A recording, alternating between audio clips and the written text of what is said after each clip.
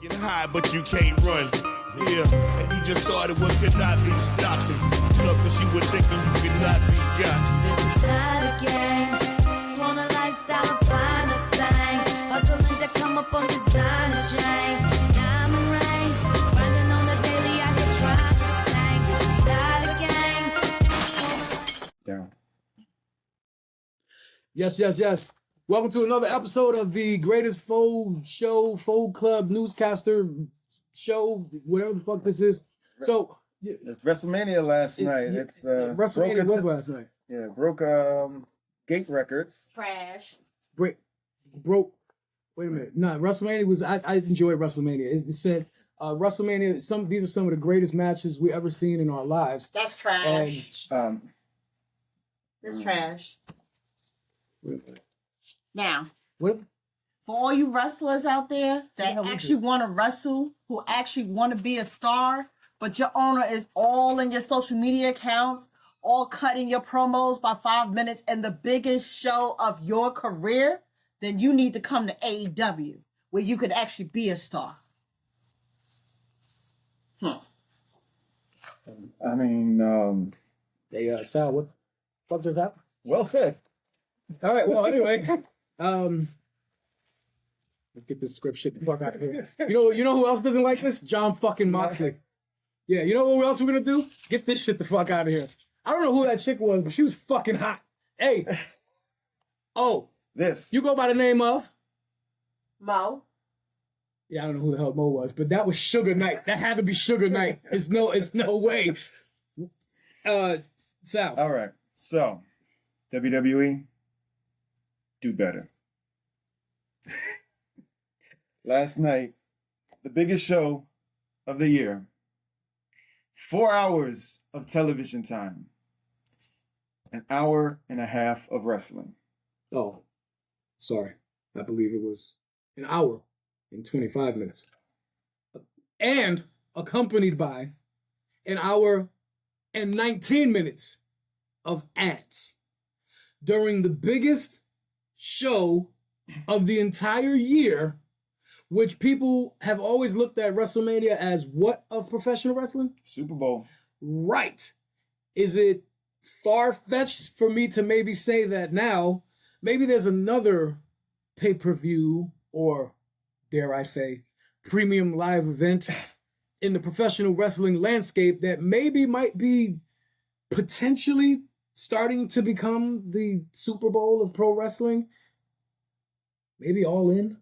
It's in the largest arena.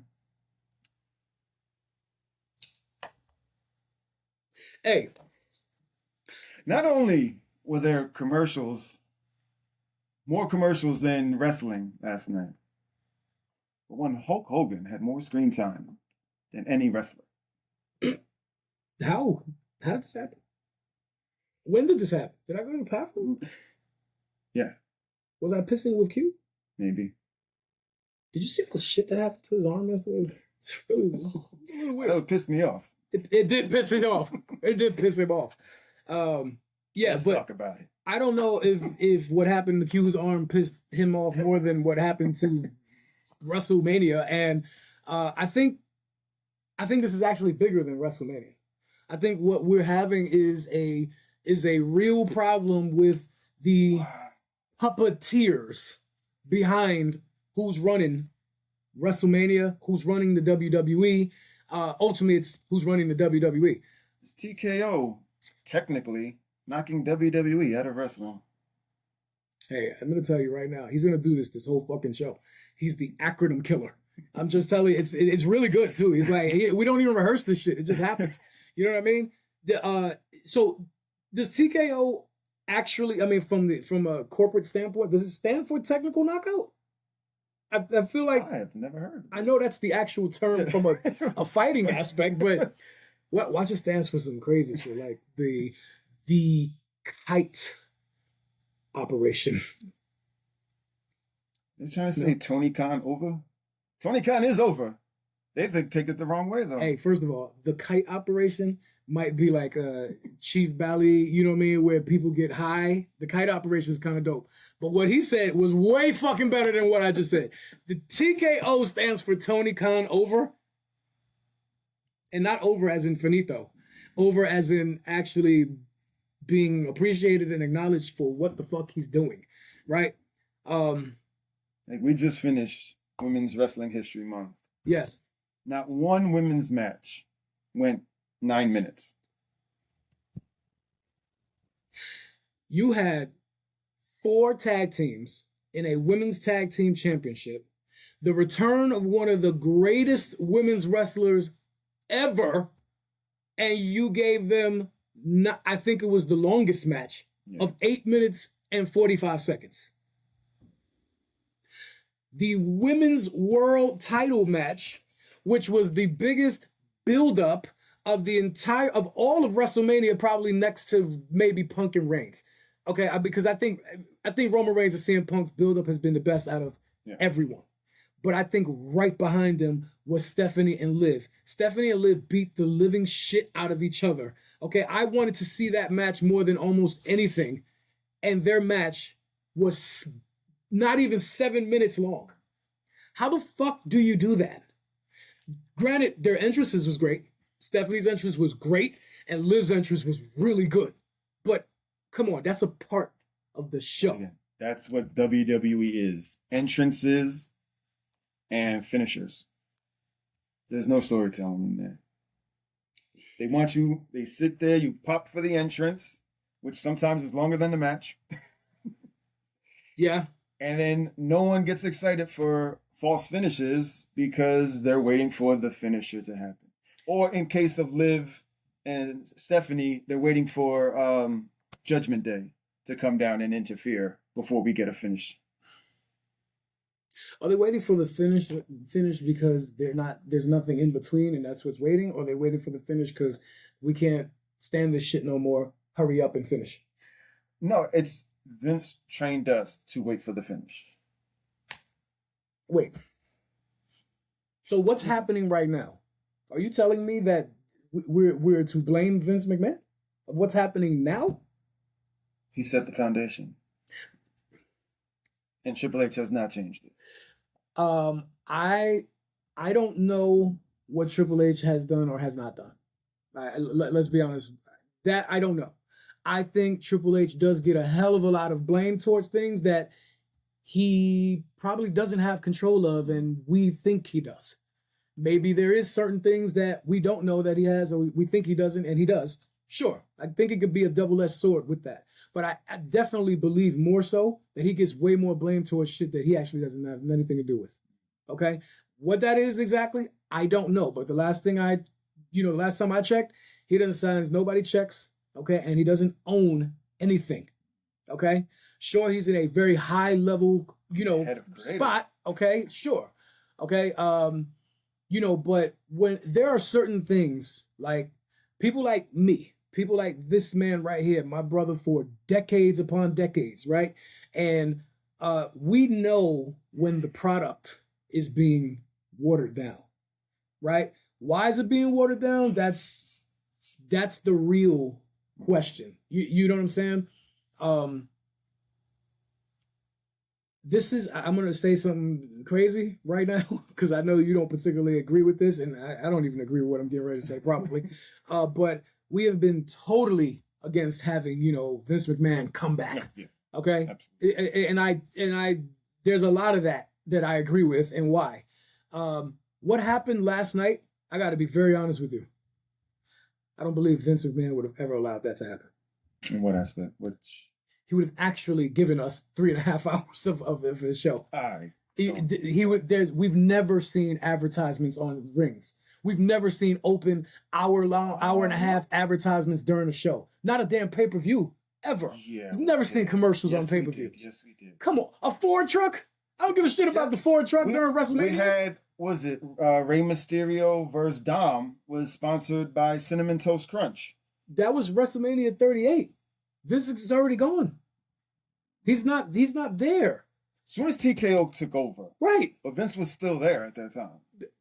Well, maybe in very small aspects, he was out the door. You know what I mean? So a lot of that, you already saw them happen. You already saw them putting their stamp on, this is who we are, and this is what it's getting ready to be. but even so, I don't think nobody felt that it was going to be what we got yesterday. No. You know, yeah, we've seen some of this over the last couple WrestleManias, 41 and 39, 40 or whatever, but yesterday was fucking awful. You cannot have a 4-hour night one. But I mean, they've had every pay-per-view has been 3 hours, 5 matches, an hour and a half of wrestling. And that's another thing that I hate. Why are you giving me a pay-per-view with 5 matches?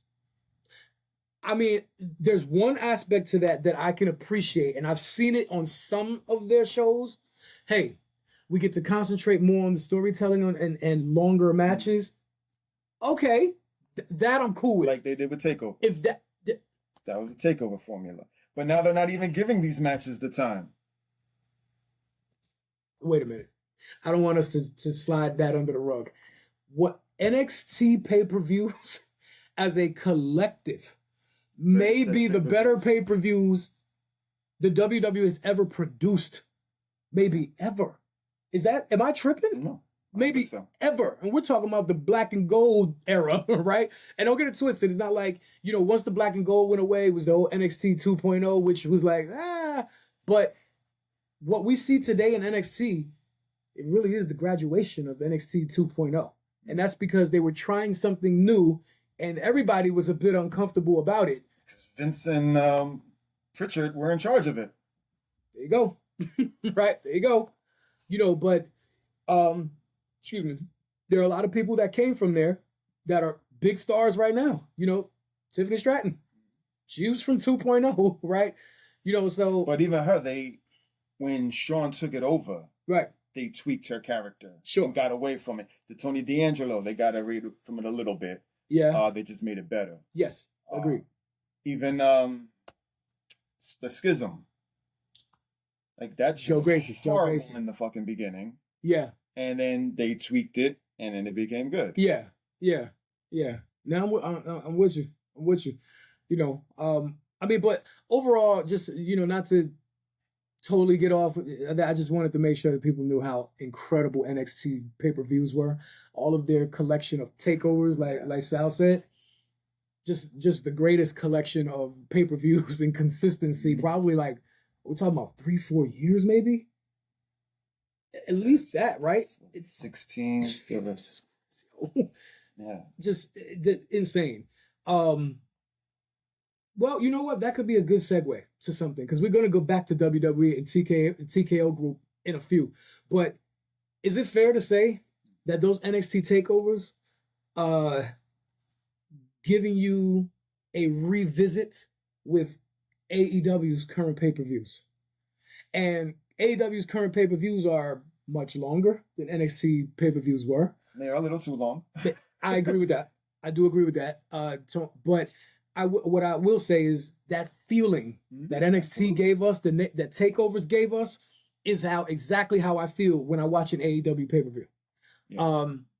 I am really angry when AEW does a pay-per-view on Sunday nights. Yeah. Damn it to hell, Anthony Khan. If you're going to have it on a Sunday, have it in the afternoon. That I'm definitely cool with. I don't give a shit. It's 5 hours. What I mean? Yeah, 3 to 8. I'm good with that. Yeah. I mean, I had the fortune of being at All In Texas last year, right? Which is their WrestleMania, right? One of the greatest experiences I've ever had. What I will tell you is that show started at 2 p.m. It was Central Time because I was in Texas, so it was 3 p.m. Eastern. I'm pretty sure that show ended at the 5 hour and 10 minute mark. Okay? Which was insane, but the matches delivered every single match right after the other. I was sitting in row 11, okay, in that stadium, and none of us felt like, oh my God, somebody shoot me. Get me the fuck out of here. This is boring or this is dragging. No, you were in the moment. Every match delivered where it was like, holy shit. You know what I'm saying? And that is special. Not easy to do. Full Gear, I remember watching it. There was 2.5 hours left. Now that's a half hour less than a WWE pay-per-view. Yep. WWE pay-per-views have 5 matches. Excalibur was like, we have 8 matches left. With 3 more matches in a half hour less. I mean, just just do the math. Like, just listen, like, just feel us what we saying. You know what I mean? And in that time, the 3-hour WWE feels like 5-6 hours. Them shits drag. Because it's all like in between each match last night was at least about half hour. I remember from the last match to the main event, the bell ringing, it was 45 minutes. Did y'all hear what this man just said? The sixth match ended, and what you're saying from the end of the 6th match, which was right before the last match, there was 40 to 45 minutes before the last match began. Bell rang. That's an episode of your favorite TV show. That is the length of 2 other matches that you could have had on WrestleMania. I mean, at the length that these were going, you probably could have like 3 or 4. You know, I would have really, really appreciated to see Asuka versus Io Sky. Carmelo Hayes, Ilya Dragunov. I would love to see them do anything in a wrestling ring because they are like each other's soulmates. Okay? I don't know if y'all understand how incredible these 2 performers are. And they like, are they like the new Sami Zayn, Kevin Owens? And what I mean by that is every match they have together is just fucking great, as if it didn't happen before. Yeah. You know what I mean? When you have, and you were saying that about Ilya and Carmelo, but you could at least have been talking about Io and Asuka. Right. It's like, how are you looking? Like, did they falsely project time, or like, did they get to a point where, man, we told X they only got 8 minutes. We told X they only got 11 minutes. You know, and before you know it, damn, we got too much ad space. We got to drag shit out. Hey, let's play that for the 18th time. Like we didn't see it 17 times prior. Like did that happen, or was this shit done on purpose? The format. This has been the format. It's so fucking bad, yo. It is so bad. Like, I need you to understand, yo.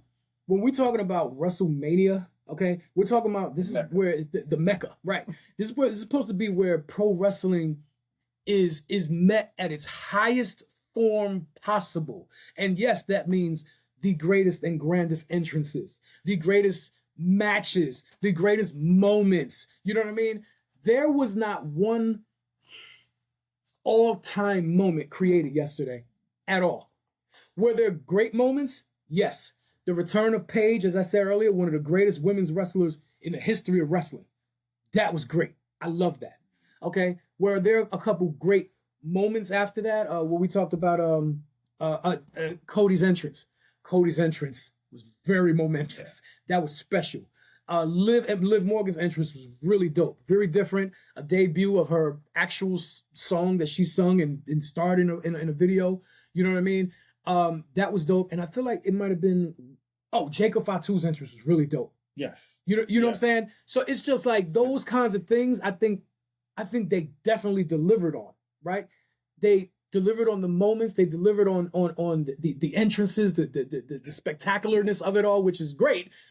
That's what they've become. They become an entrance company. Well, they heavily relied on the entertainment aspect and not the wrestling aspect, which is a part of the acronym of the name of their company. I always said Vince loved telling stories and wrestling got in the way. That is also fair. At certain aspects, because it's not like it was like that all the time, because it wasn't.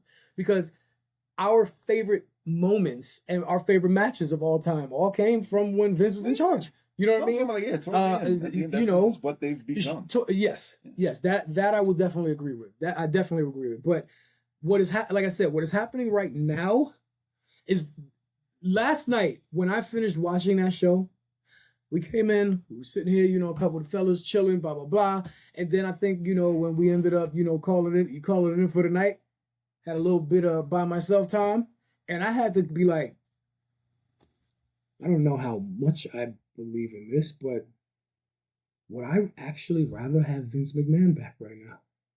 And that is a really crazy question, because I have been with this man on some no, fuck out of here, no, for a lot of reasons, okay? But as I said, a lot of his decision making has always been questionable with certain things, and we know that. Of course, we know that. But I truly believe the majority of what pissed us off so much, he wouldn't have allowed that. You said something yesterday that I didn't know of, but when you said more about it to share it, and I want you to share more about it in a second to the audience, it opened my eyes even more. Like, fuck, do you understand how fucked up that is? You remember when you said yesterday, TKO was saying something about Vince McMahon when he was leading WWE, he was doing too much of it for the families. Yeah. Please elaborate. As far as the ticket prices, he said that Vince McMahon was leaving money on the table because he was catering too much to families. The backbone of the wrestling universe. they want, because, like I said, the TKO owns UFC, and UFC is very expensive, and that's what they want to do. They want to capitalize and get the most money. Now, ticket sales went up by 57%. The price, ticket prices went up 57% from last year. Last year. 1 year removed. They announced last year was 80,000 people in attendance for the first night. Mm-hmm. It's 50,000. But they still made more money because the tickets are up so high. And then they promote that. They get excited. Triple H comes out to the ring and says, "Congratulations, guys. You made us the most money we've ever made." Congratulations, guys, for being dumbasses. We appreciate your contribution to our pockets and your high level of stupidity. Thanks a lot. When the fuck are we as a people, like, I don't know, are we taking this into political standpoints? No? Yes? Mm-hmm.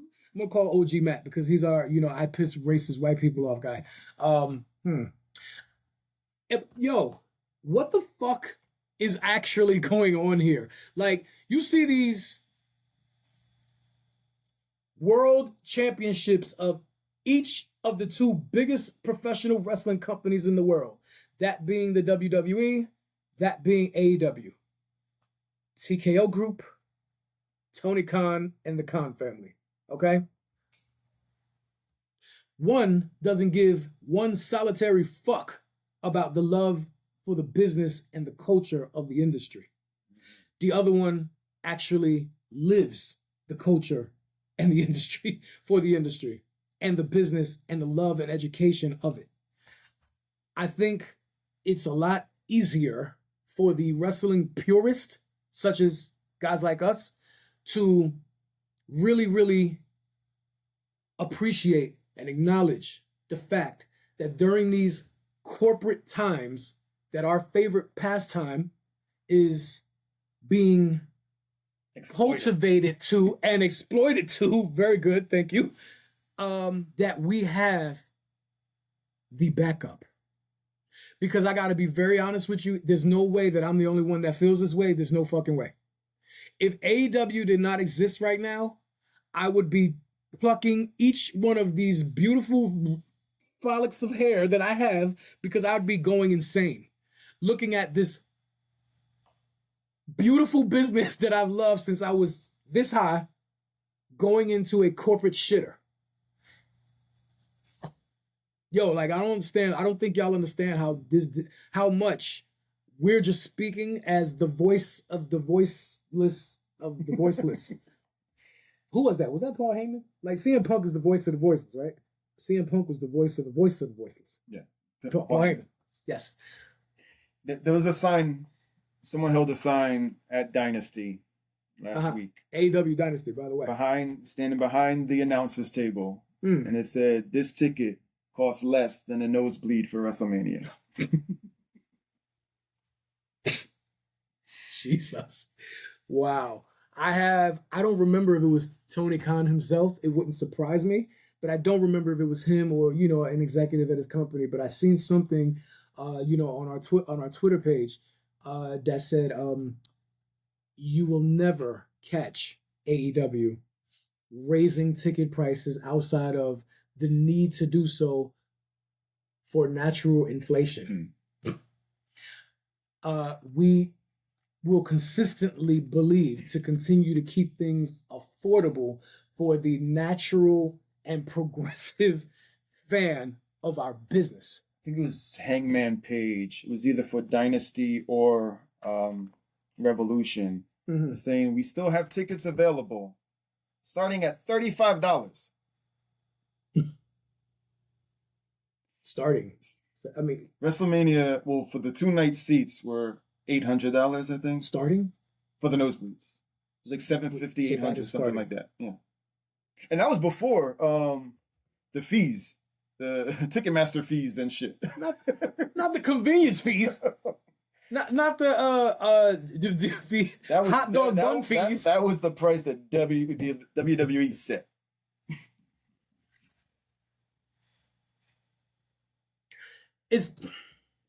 There is such a thing, right? To believe in what you're doing as a business, right? And saying, hey, here's the foundation that we want. This is where we believe we will make the most amount of money. And outside of everything, anything outside of what we're putting here is what you call a casualty of war, right?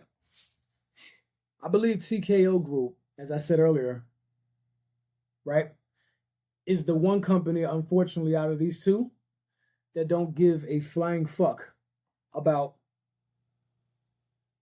the emotions that this industry and this business bring to people. They are the epitome of looking at people that love this business, love this industry, love the memories that they've created for people, families, whatever it is, and they look at you and say, oh, that's cute, but you're just a statistic. And that, can I blame them for doing that? Actually, no. You know why? Because that's the price of doing business. And I don't know if I would say America. Maybe that's the price of doing business anywhere as a businessman or woman, right? But I guess it's like, what's that old adage? Fuck your feelings. You know what I mean? Like, that's really what it is. And that's gangster. I get it. You know what I mean? Like, maybe if you're going to be this gangster, maybe I need you to, do my taxes, you know what I mean? Like, be the person that represents me, yo, let's go with half on this real estate property, you know what I mean? Let's go, whatever it is, me and TKO Group will make a lot of money together, clearly, right? But I know that if I were a man that wanted to invest my money in a professional wrestling company, right? Or let's say I was putting my money together on the National Hip Hop Museum, two of the cultures that make up this show and the cultures that make up who I am, right? Hey, there's an investment company over here. Would you like to get some money and be in partners for the Hip Hop Museum with TKO Group? Fuck no. Well, Rich, they have endless amounts of money. Fuck them and their money. I'm not doing it. I can't do it, though. I cannot compromise my love for what makes me who I am because you want to make the biggest profit.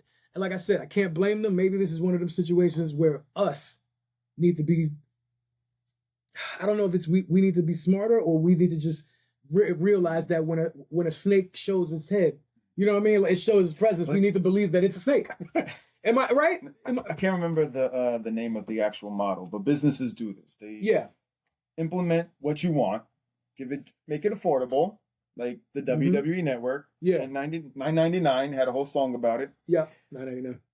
And then when they get everybody in, like I said, all Netflix, all these apps do it. Then they slowly start to raise their prices and stuff to wrap you in. Sure, like, that's the business model. Yeah, but 57% in 1 year, by the way. And then you're gonna blame, this is where we were shitting on Triple H, but TKO is blaming Triple H for the lack of ticket sales, saying it's his booking and stuff. That's if that's what's happening, that is the biggest load of bullshit I've heard in a long time.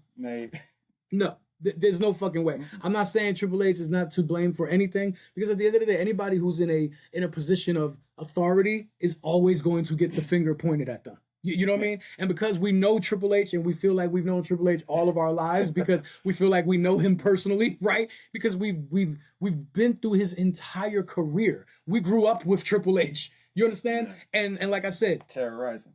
That's right, terrorizing. There's a lot of people, and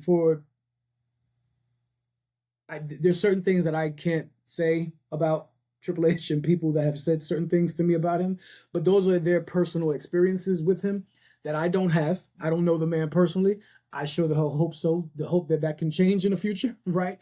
But what I will say is, Triple H is one of the greatest students of this game that we've ever been introduced to. And he is the man who created, not thought of, and brought it to a group and said, hey, here's an idea. What can you do with it? No. He created NXT. To me, I don't know, maybe I sound crazy. To me, NXT is the most important thing that's happened to professional wrestling in so long that as more years continue to happen, it might end up being the most important thing that's ever happened to pro wrestling. There's never, ever been anything like NXT, you know what I mean? From a developmental standpoint, from a, hey, in order to get you ready for the big time, this is where you go. This is where you get used to camera angles and audience this and like this and do this and entrance that and the ways styles are made and blah, blah, blah, blah, blah. Do you understand? You guys know my all-time favorite wrestler of all time, AJ Styles, just retired a couple months ago. I just finished crying last week. You can call me a bitch if you want to. It's okay. No problem. My wife knows I'm no bitch. That's okay. She might have called me that. I think she was crying with me. And then she said, hurry up, stop crying like a little bitch. I think that's what happened. We were at Monday Night Raw when this happened. So, listen, either way, the fact of the matter, what I'm saying is, AJ Styles himself told Triple H, I feel like you know this, I don't know, told Triple H about a year, maybe a little less, when he first came to when he debuted on the Royal Rumble, about a year or some change, maybe a little after. He came to Triple H out of nowhere and said, yo, Trip, I just want to tell you something.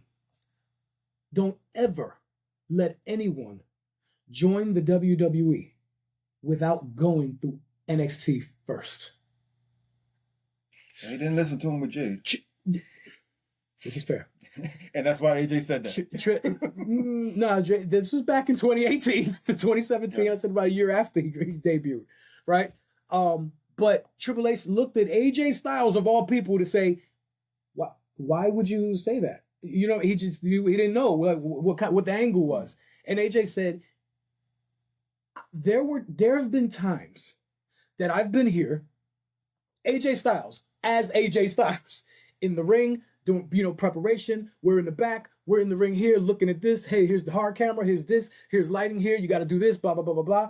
And because I'm AJ Styles and I came in right away and debuted at the Royal Rumble as number 3, right? Because I came in with notoriety, right?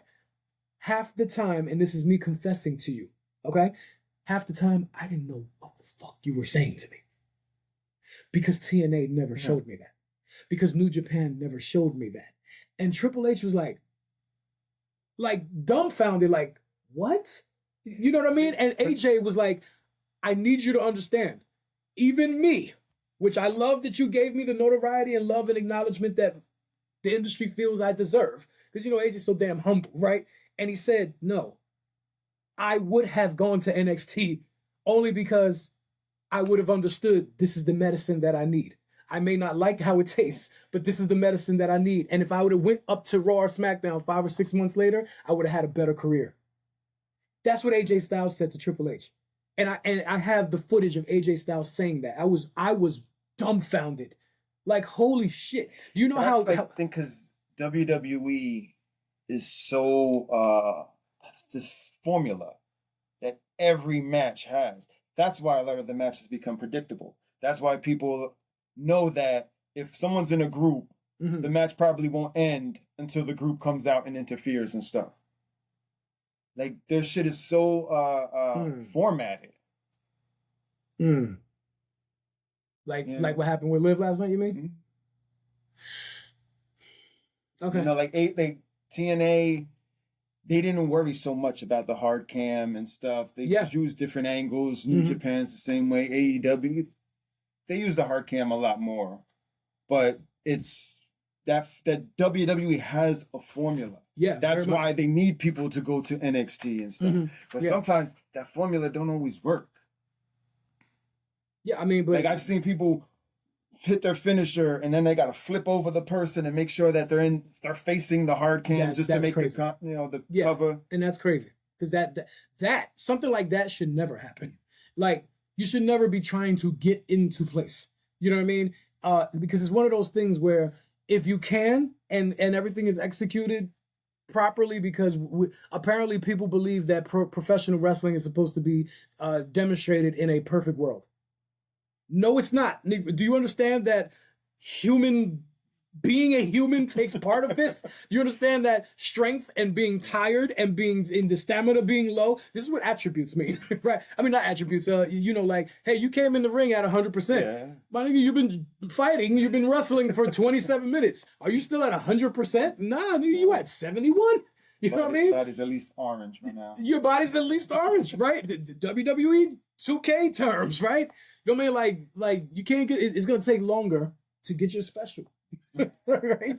It's gonna take longer to get your special. Like those are the things that mean way more to me when things are done organically. And sure, would you have liked for X maneuver to have happened this way specifically because it would look better on camera? Okay, cool.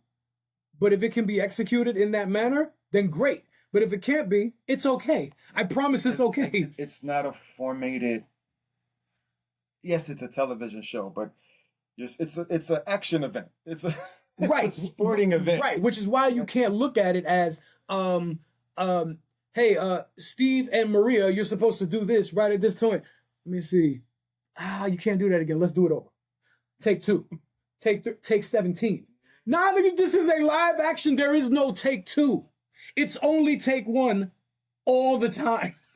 You know what I mean? And that is I think that's the crazy aspect of why people, I think it pisses me off so much when people have the nerve to talk shit about a performer and says, oh, look at this guy botching this again.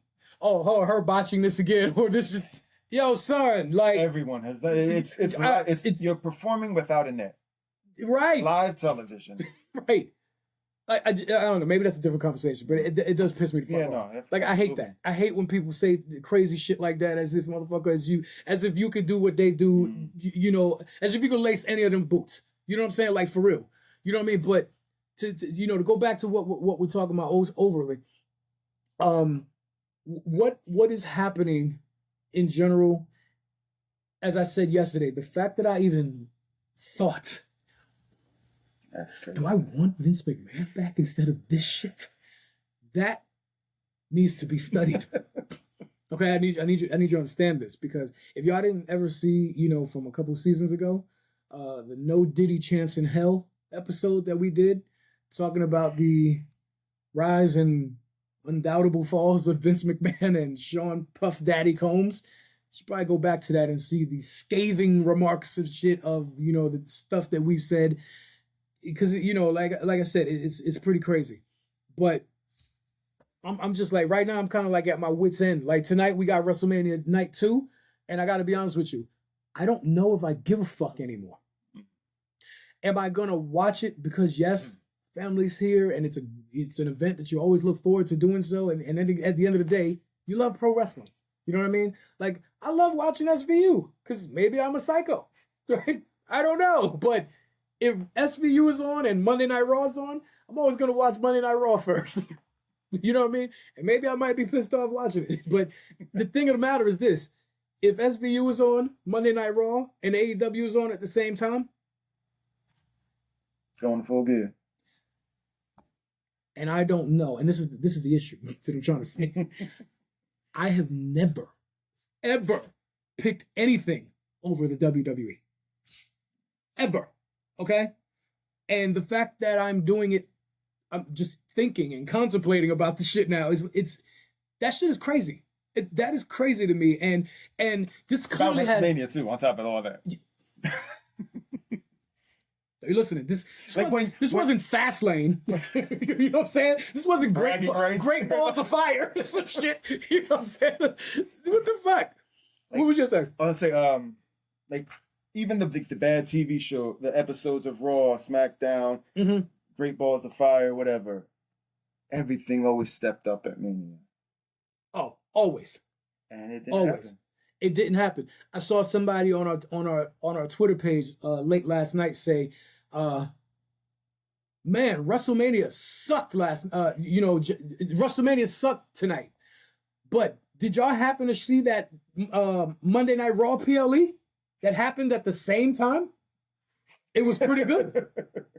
And I read that. I read it a couple times. WrestleMania Night 1 sucked tonight. But apparently there was another company that was showing a PLE for Monday Night Raw. It was pretty good. First of all, I retweeted it and said, the award that goes to the greatest Twitter tweet this year goes to... That was so sarcastically brilliant. Because that's really what it felt like. I seen someone write Saturday Night Raw. Saturday Night Raw. And someone said, don't disrespect Raw. It was more like SmackDown. Saturday Night was this, wait a minute. Was this the best Saturday Night's main event of all time? Now, that'd have to be looked into. Now, there's a possibility. It's a possibility. But definitely again, it might not be. Definitely the highest attended Saturday Night main event. Yes, definitely. There we go. Biggest gate, too. Biggest gate in Saturday Night main event history. You see, we're not completely shitting on WWE, although I understand. I have it on good right. We're probably going to have to, actually, that's what I'm looking for, experience this on our own in a little while. But I understand that AEW Collision last night. They had Collision last night? It may be better. Well, Saturday nights, right, in general. No, but they had it on Sunday on Thursday. Yeah, but what I'm saying is that show that's supposed to be on Saturday. Oh, okay. AEW Collision is from Thursday. That's supposed to be on Saturdays because that's when it normally is. Was better than the best Saturday night's main event we've ever seen. I seen the beginning of it. I didn't finish it. Was the beginning of it like? Was the beginning of it longer wrestling than the entire night one of WrestleMania? Almost. Right? Yeah. What he said was, in case anybody didn't understand, was that he saw one match at AEW Collision, he saw the first two matches. He saw two matches and they were longer than all the matches of WrestleMania collectively. That's what this man just said. Let us talk about something when it comes to all elite wrestling, right? For a long time, right? I have followed AEW from day one. Saw the very first episode and loved it because not only do I love the business, but I love the story, right? And the story of how AEW was created is next level, okay? The fact that, indie stars such as the Young Bucks and Kenny Omega, right? And Hangman Adam Page, and Cody Rhodes, right? But Cody was much more known than all of the other guys, right? Much more known because he was in WWE for so long. But of course, Cody, when he left the WWE as, telling Stardust to go to hell, right? What Cody Rhodes did in the Indies is a different show in its own right. Because that needs to be spoke about and studied for real. Okay, but what they ended up doing, all those being the elite, right?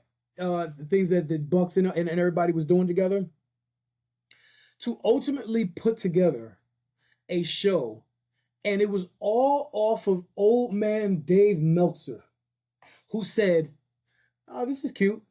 But there's no independent company out there that could ever sell out an arena for a show. Someone tweeted Dave and asked him, can an independent company ever sell out 15,000 seat arena?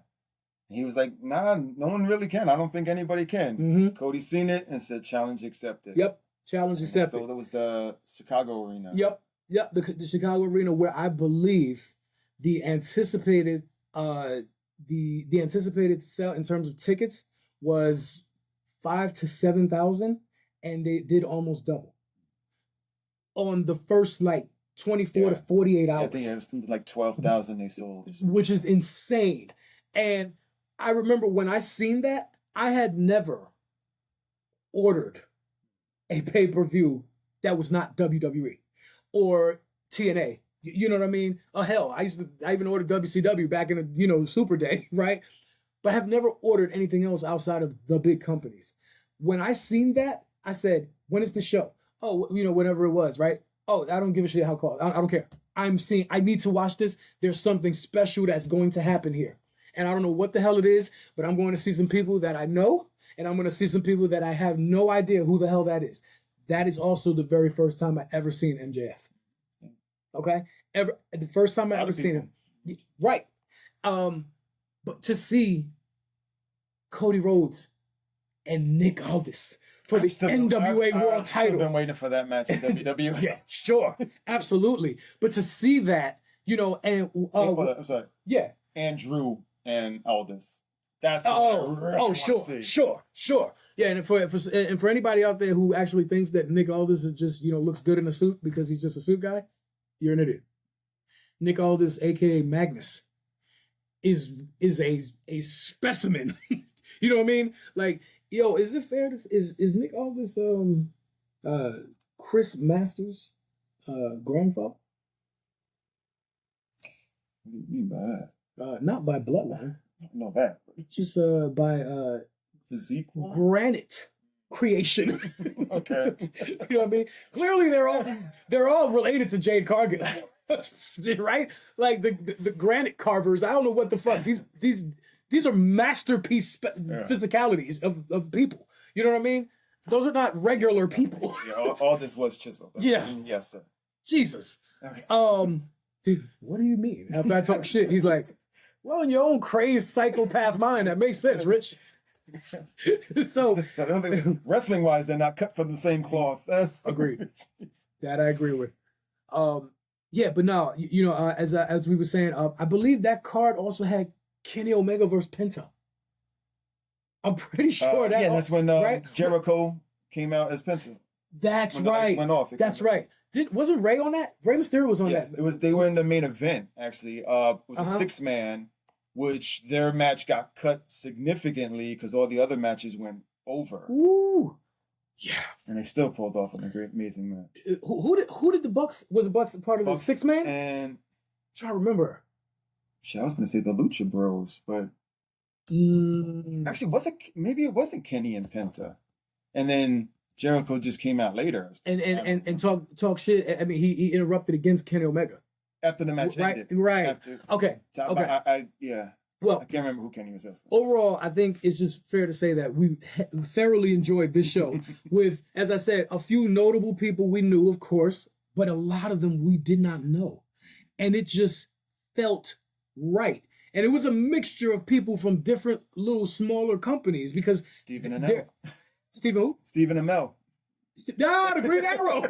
Christopher Daniels. That's right. You're eating that. You're eating that. That's right. So, but what I'm saying is this event, and that is All In. That show was called All In. Yeah. I don't understand how deep that is. like that's why All Out was the AEW's first. So the crazy part is how, All In is now AEW's WrestleMania, but it all came from an idea, from a challenge accepted from, like I said, old man Dave Meltzer, right? Who some people absolutely can't stand for. I don't know. It's a lot of people that don't like this. All his stuff is wrong. But he's just reporting what he's been told. What he's been told from who? Whoever. TKO Group? I mean, they're the ones who feed him the wrong information. Wow. Interesting. Interesting.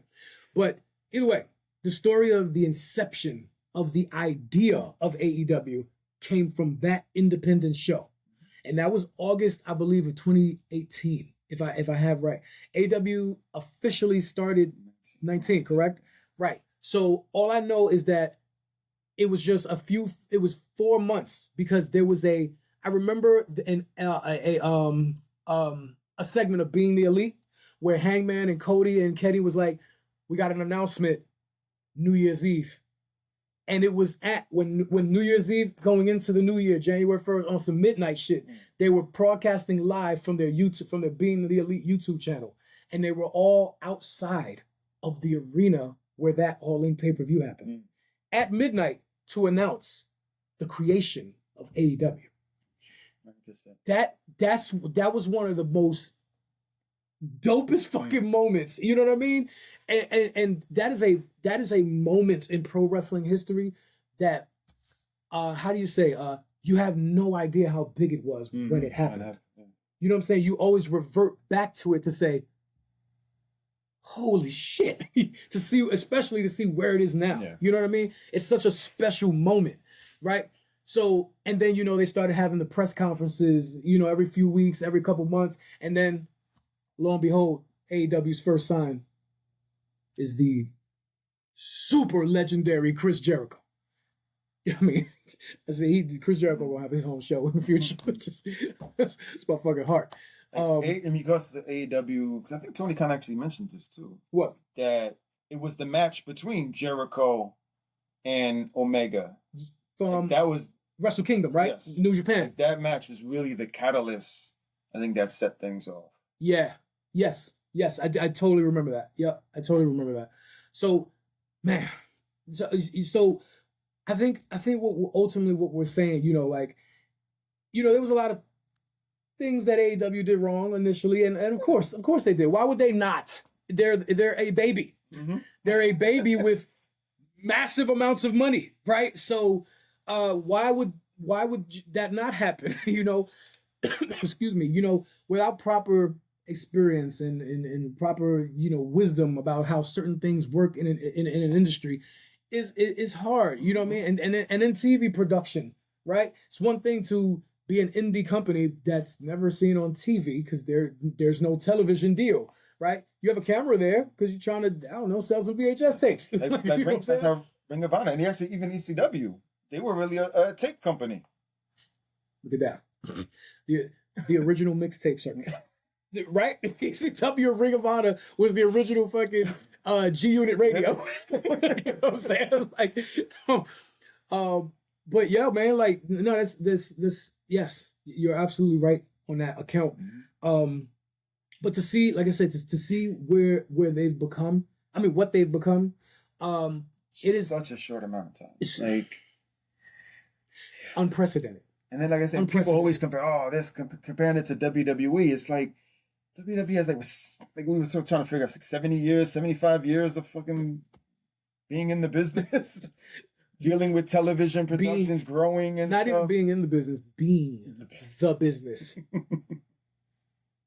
I'm not actually exaggerating. They have been. They're the only company that has one bragging right that no other company can say, and it's not we're the biggest or we have the most money. They're the only company that ever bought out their competition, where they remained the only company in town. You talk about gangster, yo? You know what I'm saying? That was Vince McMahon's gangster move. Just like right now, what we're seeing. That only their composition. They got ECW too. The two. Yes. The two smaller fit. Yep. Yeah. But sure they were smaller from a grander scale, but there was no if on whether that was the second and third biggest wrestling companies in the world, right? Even though sure New Japan was out, of course. But New Japan CMLL is the longest, right? The oldest wrestling, right? Correct.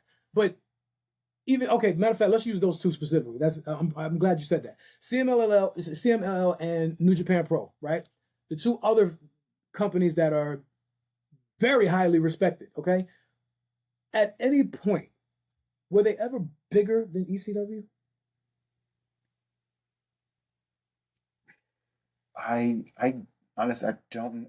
Definitely, obviously not here in the States, but in their countries, yes. Well, no, I would say no, just in the world. Like when we say what's the biggest wrestling companies in the world, we know WWE is number one. During that time, WCW was number two, without a doubt. Yeah.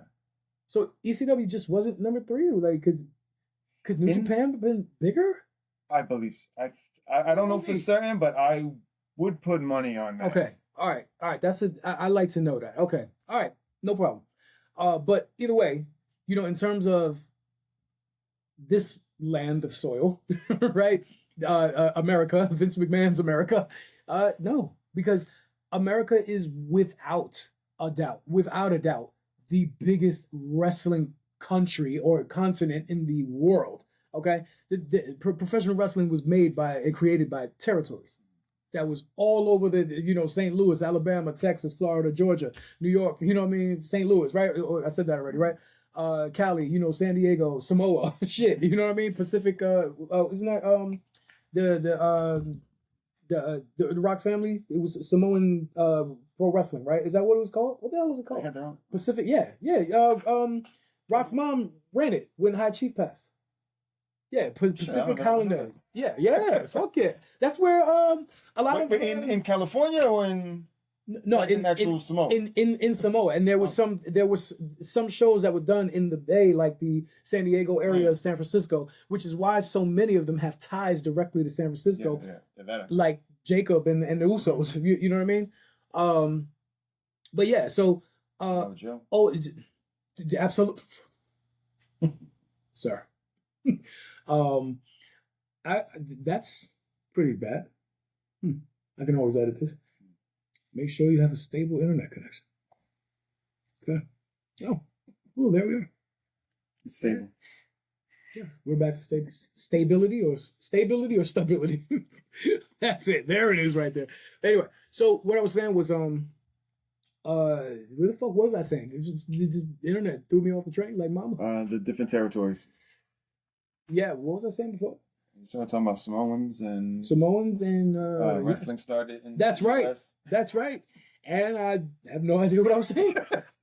So back to you, Jim. Hey, I don't know who the hell Jim is, but he's got something to do with these notes. So now, anyway, but where this all started is pretty insane. The fact that Vince McMahon just brought all these shits up, and he started doing that in the 80s, right? Wasn't that what his father told him not to do? Yeah, 100%. You talk about the poster child for fucking what's the word? The poster child for not doing what you're told. What's the word? What's that word? I'm getting old, I guess, because I don't remember shit. Rebellious. Yeah, the poster child for rebellion is Vince Kennedy McMahon, right? But we definitely loved that he didn't do what his dad told him to do, didn't we? Touché. Absolutely. Yeah. Touche. 100%. But that, I think, was the inception of that Black Saturday? Was that the inception when he did Black Saturday? This McMahon first time appeared on WCW Saturday Night. We do remember this, correct? I'm not sure now. Yeah. Vince McMahon appeared and paid for TV time on WCW Saturday Night. You remember Saturday Night? That was on Center Stage in Atlanta, Georgia. Here, by the original way. WCW. Yes, the show was absolutely. called WCW. Yeah. It was called WCW Saturday Night. Yeah. It was done at the TV show station at Center Stage, and Vince McMahon bought TV rights. And you know how when I remember here, I just don't remember all the details. You remember when in 2001 when he actually bought WCW and Raw comes on and we see him come up to the stage and he says, and he goes like this with his hands. I have I bought my competition, and we're like, and we all started pissing on ourselves. Remember that, right? That feeling. That's actually what happened 30 years prior to that. 25 years ago, because I think it was 1985, 85, 86. But he wasn't as brash and charismatic as he was. It was that sky blue blazer that he had with that thin ass fucking asparagus microphone and shit. I don't know what the hell that was, but it was. I didn't see it when it happened. I was mad little, you know what I mean? I didn't even know it happened until. Yes, I remember it was WWE was shown on TBS, and then when Ted Turner bought it, he wanted his own show. Or I don't remember exactly what it was, but yeah, it was. I just know when. And then that's when I think it was a Starcade that they wanted to have, and Vince was like, "If you air it, we're gonna pull all our programming." This was from when during when pay-per-view first started. Okay. Closed circuit, right? Not even closed. No, closed circuit was in the arenas. Like okay. To see a theater to see it and stuff. Okay. It's a straight pay-per-view. Okay. And WCW, NWA at the time, wanted to run a pay-per-view, and Vince was like, "If you run that, then you can't get any of ours." And then that's when might have been when they came up with Clash of the Champions and had it on TV. Wow. Okay. I mean, you got a history lesson right there. That is important. You know what I mean? He said a blackout history. Some of it I remember. But a lot of blunts and body slams. Yeah. That's that's understood. But I think ultimately what we're saying, is that's the last time we saw a gangster move done for real, like a true gangster checkmate move type of thing. So maybe the next one was when Tony Khan created AEW, and WWE was like, well, here's another company that's trying to, here we are, because since then, of course, the resurgence of, Ring of Honor back in the day, even though they've had issues here and there or whatever, but TNA was created, and TNA's never stopped. Has some issues with ownership here and there, blah, blah, blah, you know what I mean? But they've never went out of business. You know what I'm saying? That's what I said. Call them the cockroach of wrestling.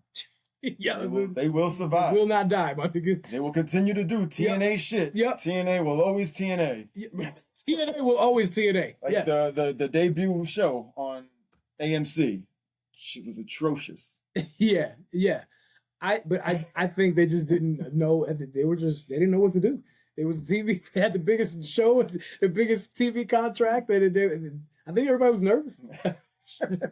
I know, but it's gotten a lot better. Yeah, definitely. It's got a lot better. It's just, it's the rigors of the industry, you know what I mean?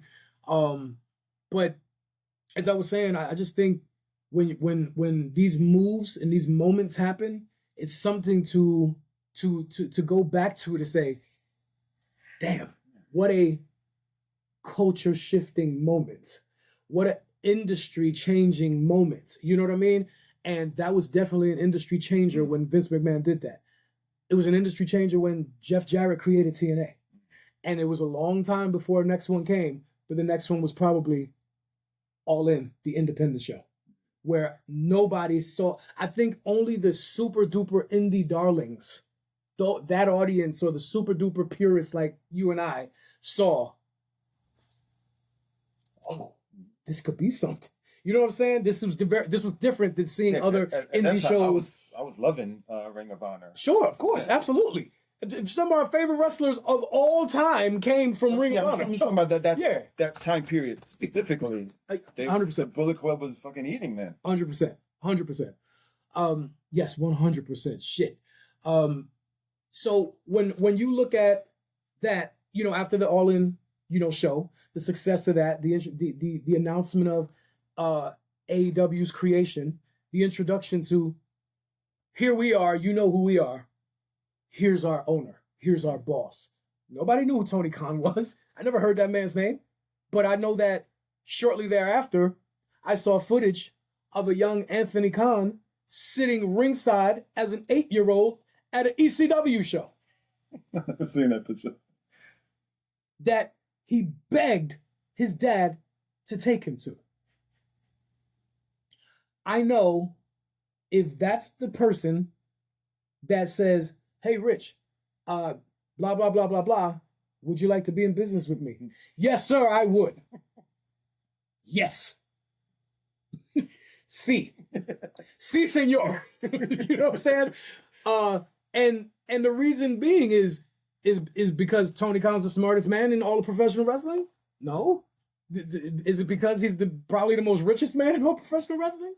No.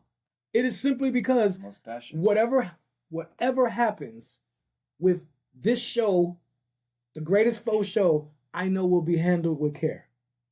I know that he won't compromise what I have created here. What you have said, Rich, I like to be a part of. What Q has said, I like to be a part of. Diggs and B-Rock and Black and Chief and D and I hope I didn't leave anybody, and Matt. Pumpkin. You know what I'm saying? And Matt. Oh, it's special. You know what I'm saying? And I will be damned if I let any or anyone take that away from us as a collective, right? And take that away from me and what I created here. You know what I mean? No fucking way. We were talking earlier, and I think we probably should bring this up because the fact that I think WWE has gotten to a point, and again, I don't even know if it's WWE. Who knows? Like I said earlier, maybe it's the puppeteer strings of the TKO group, right? Who has gotten to this level of confidence. You know what I mean? Oh, we can just do anything we want. Who gives a fuck? We're gonna put the prices 57% higher. We're gonna give you how long is Monday Night Raw? It used to be 3 hours. Now it's only 2.5 hours actually. Oh, by the way, on Netflix, which we all thought this was gonna be a better product because it's on Netflix. No, it's actually worse. Like you pay Netflix for no ads. You still have to watch ads on Monday Night Raw. That you can't skip. that you can't skip, right? Except I don't see them because I use a VPN and I watch it on Netflix internationally. So cheater. Yes. Cheater. IP Vanish. IP Vanish? That's the name of the VPN I use. Cheater. Not pumpkin eater. No, I would not do that. Coochie eater.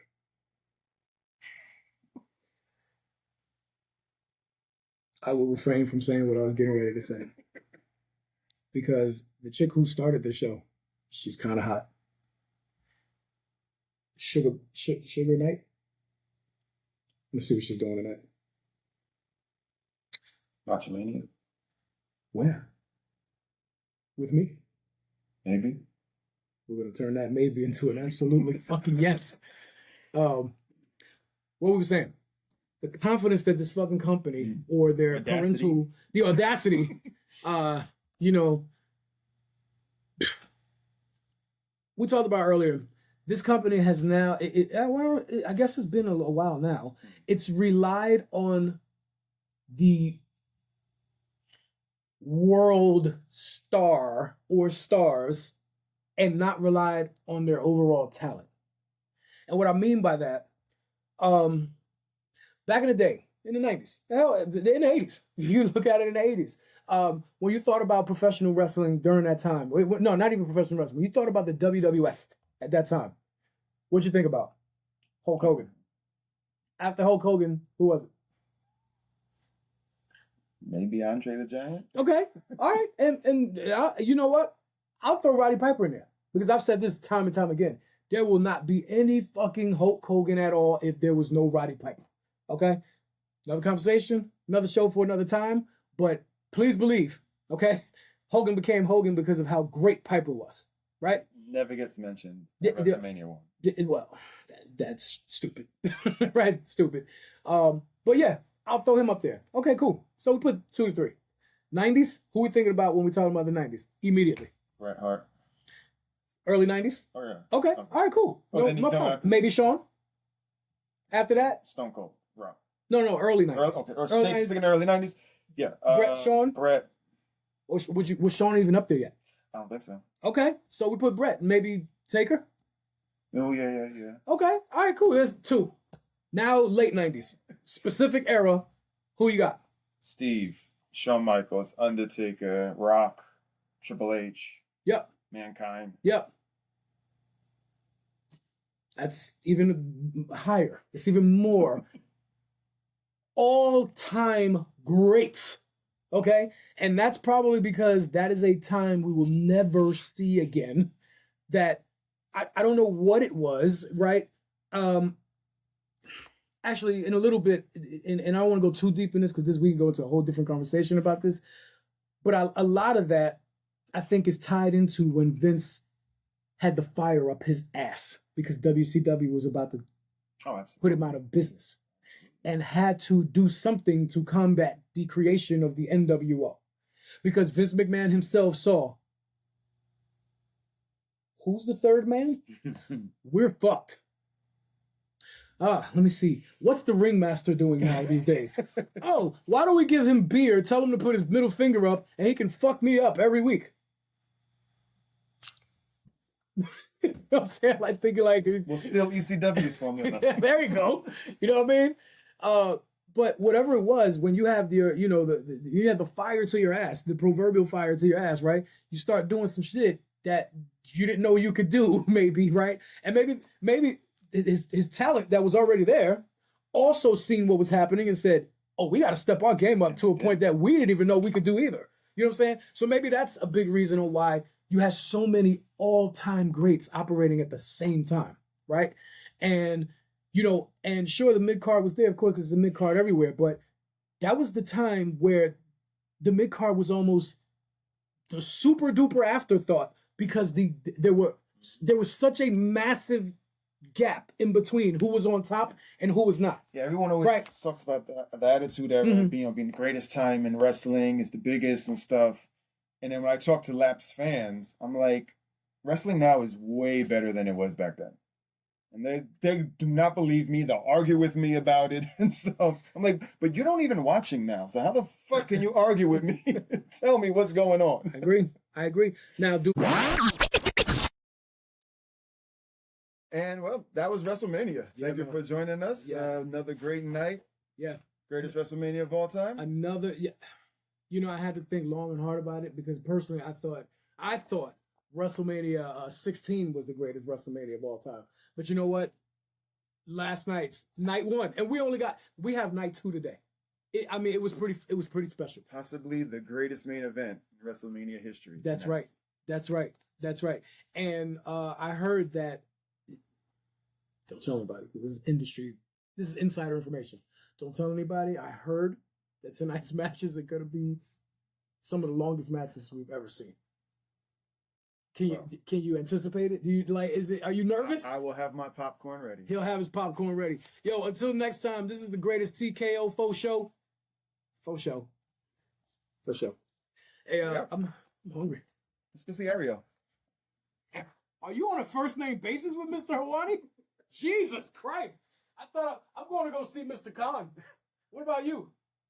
It's fucking Riyadh season. It's Riyadh season off this motherfucker. It's fucking Riyadh season.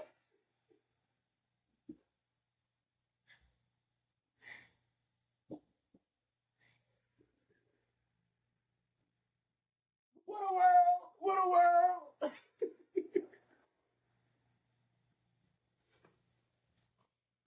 Holy shit. But what happened to the love of the art of professional wrestling?